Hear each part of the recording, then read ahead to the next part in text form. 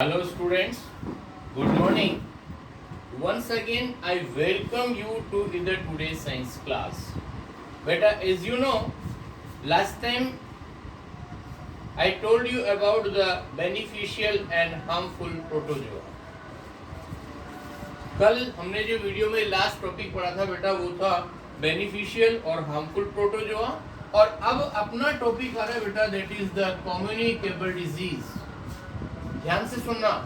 Generally we have two types of the diseases in our surrounding. Some of them are communicable disease and some of them are non communicable disease. तो मेरी बात सुनना, यहाँ पर communicable disease का means क्या होता है पहले डेफिनेशन पढ़ के देखते हैं बेटा.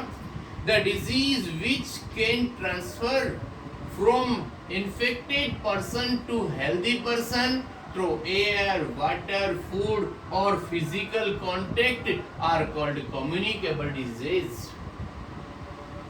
मतलब ऐसी डिजीज जो किसी इन्फेक्टेड पर्सन से हेल्दी ह्यूमन बीइंग में ट्रांसफर होती है, उसके पास में बैठने से, उसके वाटर और फूड जो उसने कंज्यूम किया उसको हम काम में लेते हैं, या और कोई फिजिकल कांटेक्ट से फैलती है, तो ऐसी डिजीज का नेम होता है कम्युनिकेबल डिजीजेस. और ये इन्फेक्शन की वजह से होती है ना, इसलिए इनको इन्फेक्टियस डिजीज भी बोलते हैं. फिलहाल अपना टॉपिक यही है. और नॉन कम्युनिकेबल वो होती है बेटा जिसमें मतलब अपनी डेली रूटीन में कोई न्यूट्रिएंट बहुत लॉन्ग टाइम से अगर उसकी कमी हो रही है, डेफिशिएंसी हो रही है, तो वो अपनी बॉडी के अंदर ही रहेगी. कोई दूसरा व्यक्ति अपने साथ में कुछ भी फूड, एयर, वाटर वगैरह कुछ से इन्फेक्शन से कुछ भी नहीं होगा, तो उसको बोलेंगे हम नॉन कम्युनिकेबल डिजीज. ओके, लेकिन फिलहाल अपना मेन फोकस रहेगा कम्युनिकेबल डिजीज. कम्युनिकेबल डिजीज में होता क्या है, सपोज करिए मेरे को कॉमन कोल्ड हो रहा है और मैं अगर मुझे स्नीजिंग वगैरह कुछ होती है, कफिंग वगैरह होती है, तो मैं अपने नोज और माउथ को अगर कवर नहीं करता हूं तो उसके अंदर से जर्म्स या वायरस निकल करके सराउंडिंग में, एनवायरनमेंट में फैलेंगे. और जब कोई भी हेल्दी पर्सन उस तरह की इन्फेक्टेड एयर को अंदर ब्रीथिंग में लेगा तो उसको भी कम्युनिकेबल डिजीज, कॉमन कोल्ड हो जाएगी. इस तरह से कम्युनिकेट होने का प्रोसेस चलता है. इसमें यही बात बताई गई बेटा यहाँ पर. For example viral disease common cold easily transfer by sneezing. तो जैसे स्नीजिंग करते हैं जो फाइन ड्रॉपलेट्स जो होती है छोटी छोटी, वो एयर में मिक्सअप हो जाती है, और जब कोई भी हेल्दी पर्सन उसको ब्रीथिंग में अंदर लेता है तो उसको भी वो डिजीज हो जाएगी. अब आपको पता है इंसेक्ट मतलब जो डिजीज को one person to another person transfer करने का काम जो होता है वो बहुत सारे डिजीज कैरियर्स का होता है. जैसे आपने नाम सुना हो तो फ्लाइज, मॉस्किटो, डॉग्स, ये क्या करते हैं अपने अंदर बहुत सारे डिजीज जर्म्स को ट्रांसफर कर सकते हैं. इसका बेस्ट एग्जांपल हम बताएं, अगर आपके पास जो फ्लाइज होती है, हाउस फ्लाई, उससे कोलेरा डिजीज हो सकती है. उसी तरह से यहाँ पर दूसरे नेम और आ रहे हैं. मॉस्किटो में हमने देखा बेटा एनाफिलिस मॉस्किटो मलेरिया डिजीज फैलाएगा, और एडिस मॉस्किटो है तो वो डेंगू फीवर फैलाएगा, और इसी तरह से डॉग वगैरह है तो उनमें रेबीज नेम की डिजीज वगैरह होती है. ये इस तरह से. तो कहने का मतलब है कि ये जो आप देख रहे हैं इनकी डिजीज जो होती है, तो यहाँ पर जो एडिस मॉस्किटो और एनाफिलिस मॉस्किटो ये तो सिर्फ डिजीज जर्म्स को ट्रांसफर करने का काम करते हैं, इनकी वजह से कोई डिजीज नहीं होती है. अब जैसे मान लीजिए मलेरिया डिजीज है, तो मलेरिया डिजीज एनाफिलिस मॉस्किटो उसको जर्म्स को ट्रांसफर करता है, पर सिर्फ पर्टिकुलर एनाफिलिस मॉस्किटो से हमें कोई डिजीज नहीं होगी. हाँ, अगर लेकिन एनाफिलिस मॉस्किटो के अंदर इसका जो एक छोटा सा प्रोटोजोन होता है बेटा, उसका नेम होता है प्लाज्मोडियम. कल भी हमने बताया था प्लाज्मोडियम, ये प्रोटोजोआ ग्रुप को बिलोंग करता है. वो एनाफिलिस के अंदर होता है. उसमें भी देखो फीमेल होना चाहिए. इसमें मेल और फीमेल में भी जो फीमेल एनाफिलीज मॉस्किटो है उसके अंदर अगर प्लाज्मोडियम है तो वो अपने को बाइट करेगा तब मलेरिया डिजीज होगी। और ऐसी ही बात एडिस मॉस्किटो के साथ होती है, उसमें भी कोई स्पेशल टाइप का जर्म होता है और जब वो बाइट करता है तो डेंगू फीवर अपने को होता है। इतनी बात समझ में आ गई। इनको कंट्रोल करने के लिए क्या करें हम? Destroy the breeding places of mosquito. अब ये इस तरह की जो डिजीज होती है ना आपके पास, प्लाज्मोडियम मलेरिया है, डेंगू है, तो इसको क्या करेंगे हम? How can we control them? Bye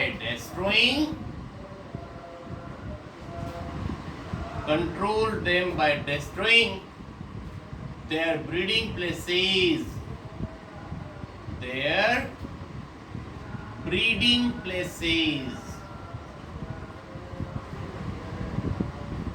okay sir, यहां तक की बात आपको समझ में आ गई। और नेक्स्ट बात कर रहे हैं हम बेटा, what is the means of term vaccine और वैक्सीनेशन। दो टर्म अभी काफी ज्यादा सुनी होंगी आपने। ये कोरोना डिजीज जो चली तो उसमें अल्टरनेट निकालने के लिए साइंटिस्ट लोगों ने या जो भी और लोग हैं उन्होंने वैक्सीन और वैक्सीनेशन दो टर्म ज्यादा सुनी होंगी आपने। होता क्या है देखो बेटा, whenever a disease carrying microbe or any other foreign particle enter in the body react to producing antibodies to fight with the microbes। आपको पता है अपने जो ब्लड का स्ट्रक्चर होता है उस ब्लड के अंदर कुछ पार्टिकल्स होते हैं, कुछ सेल्स होती हैं जिनको बोलते हैं हम WBC। वो WBC क्या करती है, जब भी कोई स्पेशल टाइप का डिजीज जर्म्स वगैरह बॉडी के कांटेक्ट में आता है तो उस डिजीज जर्म्स के अगेंस्ट में एंटीबॉडीज का फॉर्मेशन कर लेती है। एंटीबॉडीज का फॉर्मेशन का मतलब अपने बॉडी के अंदर ये डिजीज जर्म्स एंटर ना हो इसके लिए एंटीबॉडीज बनाती हैं। वंस द एंटीबॉडीज एक बार अगर ब्लड स्ट्रीम में तैयार हो जाती है तो फिर फॉरेन पार्टिकल जो भी डिजीज जर्म्स वगैरह बाहर से अंदर की तरफ एंटर होता है तो उसको वो न्यूट्रलाइज कर लेती है।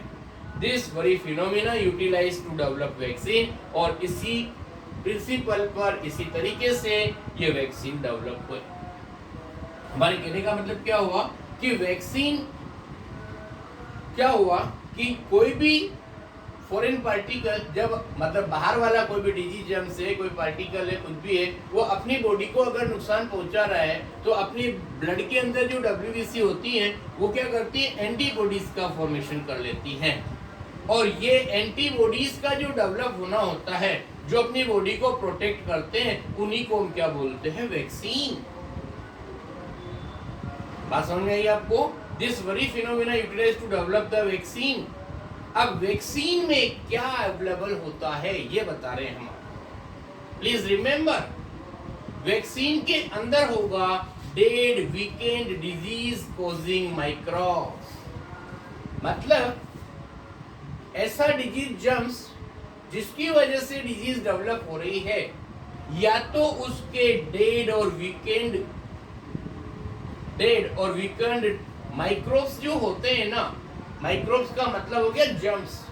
मतलब एक बात ध्यान रखना, डिजीज प्रोड्यूसिंग माइक्रोब्स जो होते हैं ना उनको जर्म्स बोलते हैं हम। डिजीज प्रोड्यूसिंग माइक्रोब्स, उनको हम क्या नाम बोलेंगे, जर्म्स। जैसे फॉर एग्जांपल मलेरिया का जर्म्स होगा प्रोटोजोआ, मलेरिया का जो जर्म्स होगा वो होगा प्लाज्मोडियम और ये प्रोटोजोआ ग्रुप में आता है।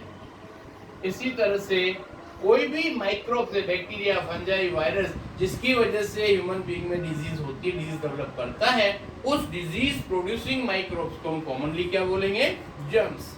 अब हम ये बता रहे कि जो वैक्सीन ह्यूमन बीइंग की बॉडी में एंटर किया जाता है ताकि वो डिजीज फ्यूचर में डेवलप नहीं हो, इसके लिए उस माइक्रोब की जो जर्म्स की जो डेड और वीकेंड जो माइक्रोब्स होते हैं उनको या तो इंजेक्शन से या थ्रू द माउथ बॉडी के अंदर डाल दिया जाता है। ताकि आने वाले टाइमिंग में अगर ऐसा कोई डिजीज जर्म्स बॉडी के कांटेक्ट में आता है तो वो डिजीज अपने को नहीं होगी। आपको भी समझ में आ रहा है? In which the body which protect us from future infection, the microbes, the dead weakened microbes constitute a vaccine. तो ध्यान से सुनना बेटा, डेड वीकेंड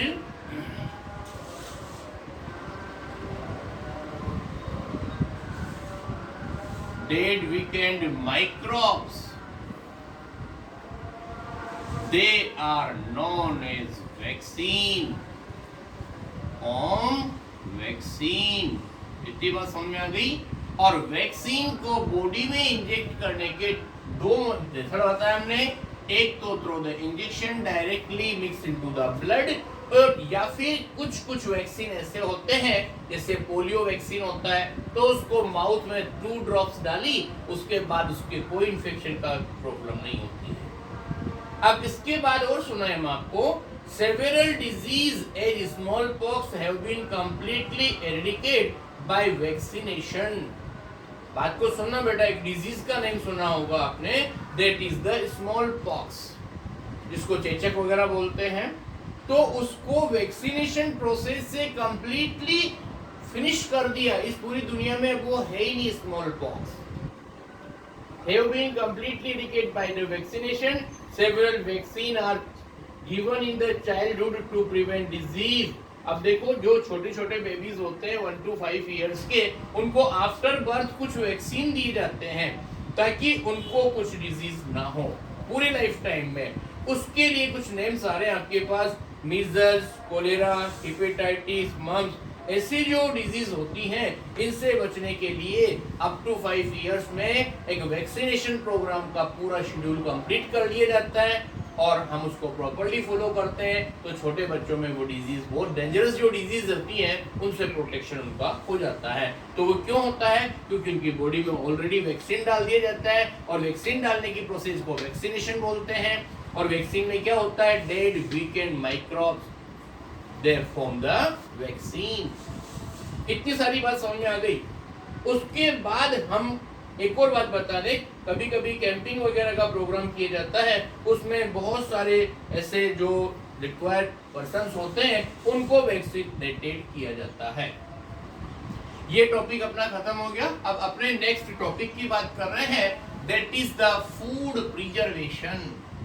देखिए, अपन फूड आइटम्स यूज करते हैं तो बनने के कुछ टाइम बाद तक उसके जो न्यूट्रिएंट्स होते हैं वो बिल्कुल सही कंडीशन में होते हैं। लेकिन अपना फूड अगर लार्ज अमाउंट में बन जाता है तो उसको कैसे लॉन्ग टाइम तक चलाया जाए, वो प्रोसेस कहलाएगा आपका फूड प्रिजर्वेशन। देखिए, आप कोई भी फूड आइटम अगर आप मार्केट से लेके आते हैं तो उसमें 2 डेट्स लिखी होती है। एक तो होती है MFD मतलब कि मैन्युफैक्चरिंग डेट, और दूसरी होती है एक्सपायरी डेट।